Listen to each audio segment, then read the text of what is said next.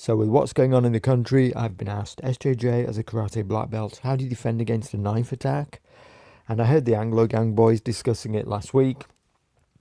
And there's some ludicrous ideas floating around on the internet. I'll talk about these in a moment, and I'll give you exactly what to do. I won't cook out, I'll tell you in a few minutes, so stick with me. But first of all, the answer that you don't want to hear, but is the truth, is that you don't. You don't defend against a knife unless you absolutely 100% have to, and it's life or death. The knife's drawn and you can't get out of there. In karate, we're taught 3 levels of knife defense, and the first 2 are all about avoiding it. So the first is situational awareness. I mean, you're red pilled, so use this to your advantage to not end up in close quarter situations with any of these people. Okay, cross the road. Don't use public transport unless you have to.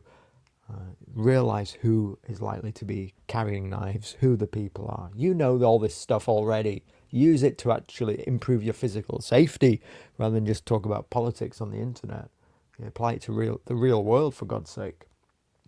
Now, in terms of this thing that happened on the train, public transport like trains have to have an emergency way to get out of that thing, like manually opening the door, or one of the windows can be kicked out or smashed or something in case there's a fire or a crash.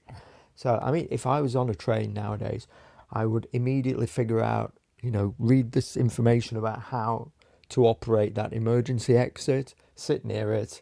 Certainly don't sit with your back towards a carriage, and be prepared to use it. I think these people were hiding in a carriage for like 5 minutes while there's a knife-wielding maniac on the train, rather than operating the exit and getting out.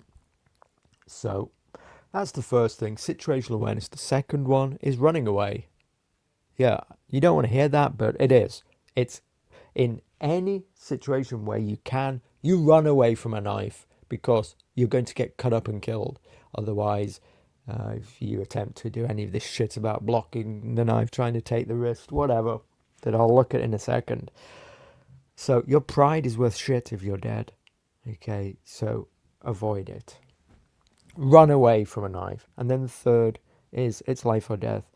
And then you might have to apply some techniques.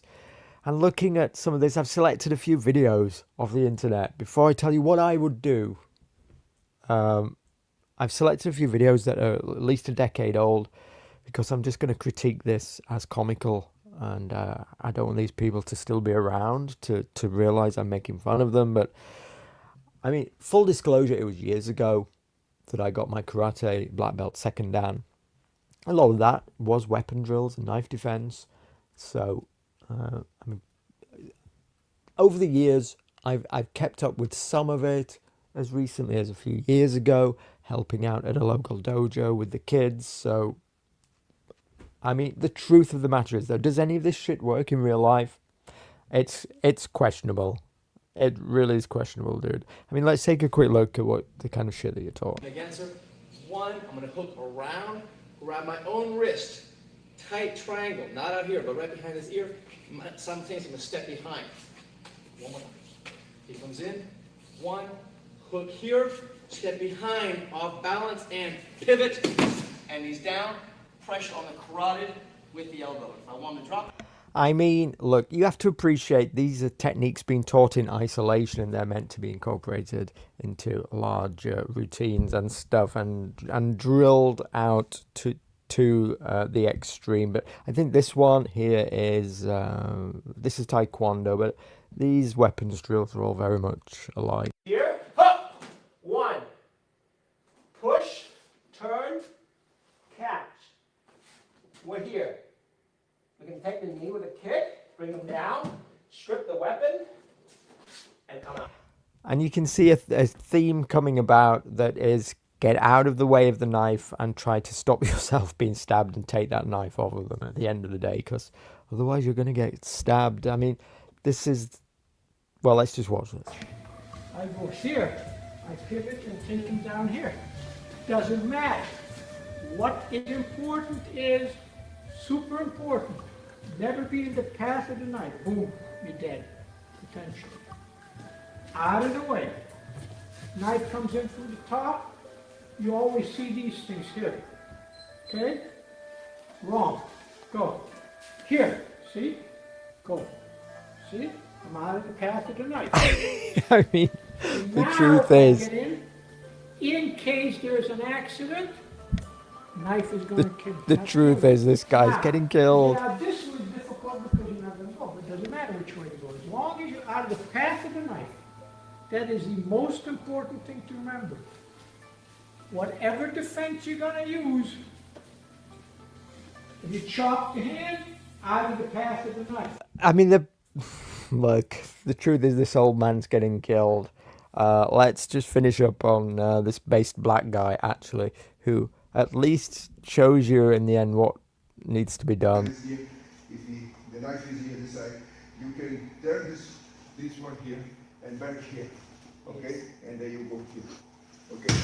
And you can cut. You see that? Okay, this is where the controversial part comes in. But base black guy here points out, is showing you that in a knife fight, only one of you, if you're lucky, is coming out alive. And you can cut. And he uses the instrument against his opponent in the way that is probably necessary to do if you're lucky enough to get that knife off it.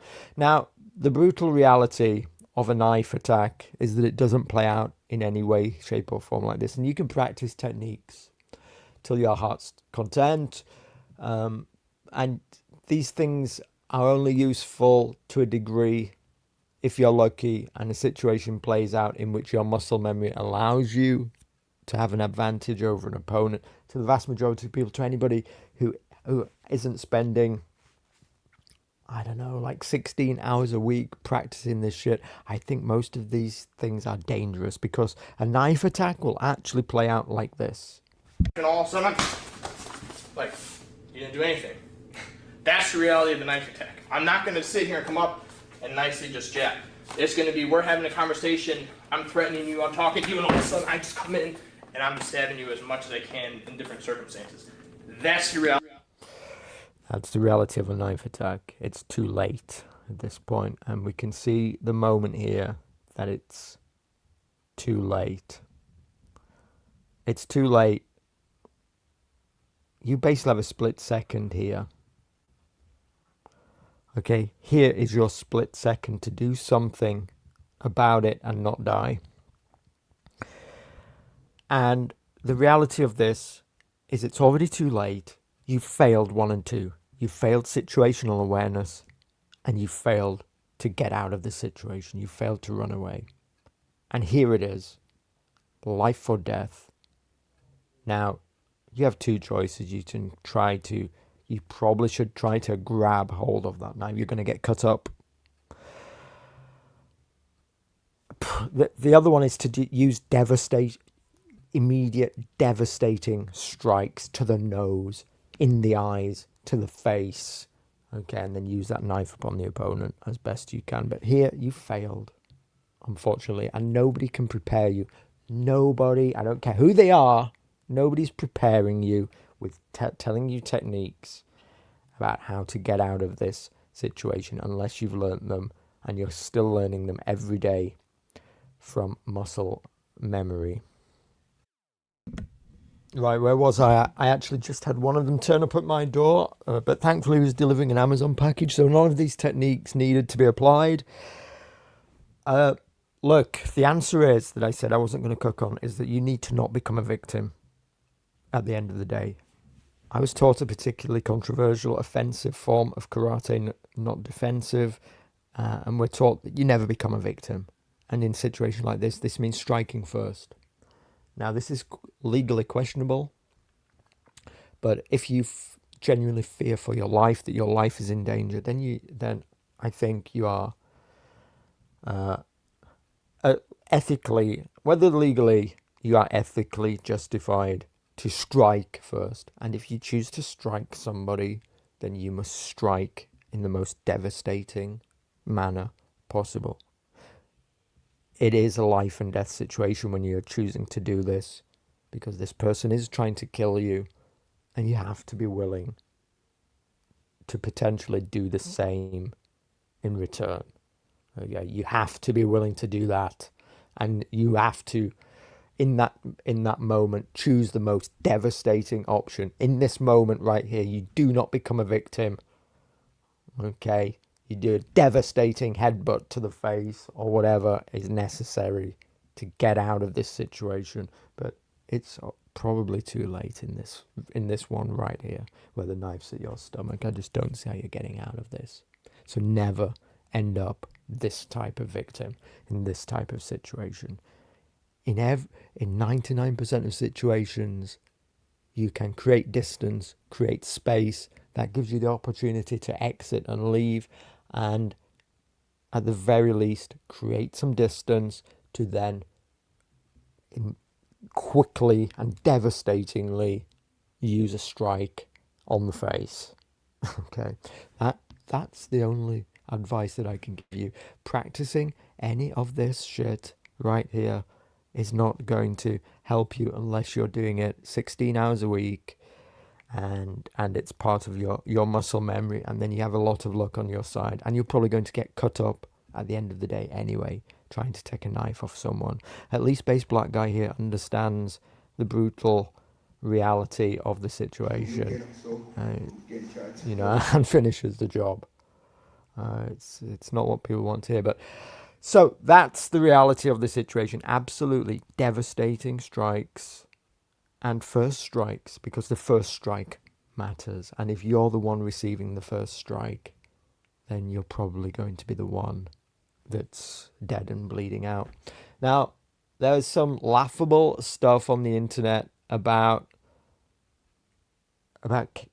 carrying things that you could use as a self-defense weapon. None of this is illegal in the UK. You have to understand this.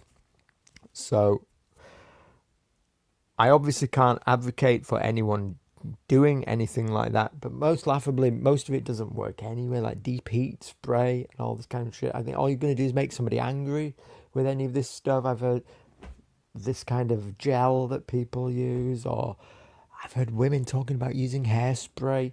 All this is going to do is make somebody angry. Okay, if you choose to use anything on somebody, you have to be absolutely sure that it incapacitates them 100%, like, a stick to the face or something. And the only thing that I can imagine that you could really carry, I heard somebody talking about that you're allowed to carry a cane. But as a young person, you're not going to want to be carrying a cane around. You might want to you could probably get yourself an umbrella. Okay, get yourself an umbrella, like this type of umbrella. If you're really looking for something, I think, that you could rely upon. You're not carrying it as an offensive weapon, but if you really want to walk around with something that you could rely upon, and it's not an actual stick, it actually has a purpose, then probably this type of unbreakable umbrella. A standard model crook handle.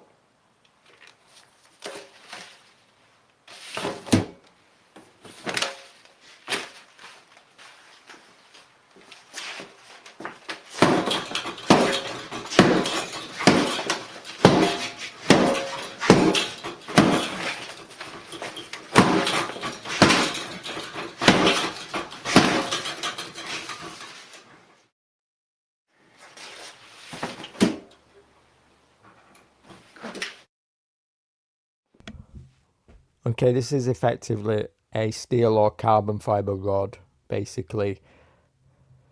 So Can test it if we don't have a very good balance to stand unsupported on the umbrella. And this is the type of thing that you would need to defend yourself against a knife-wielding maniac. So if you're going to choose something to prevent yourself becoming a victim in a situation like this, then steel or carbon fiber rod, something such as this.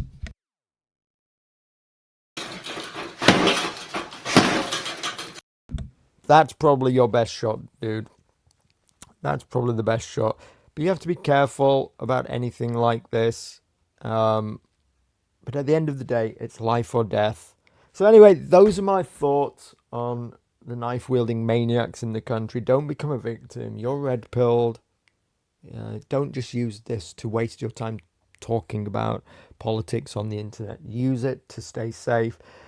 Give the people that you care about this valuable nugget of information that could keep them safe. I now tell my parents regularly about about the situation in the country, and to not become a victim, and that if there's ever any commotion, any loud noises, any commotion, any arguments, then what you see is people stopping and staring, or even in the worst case walking towards these things.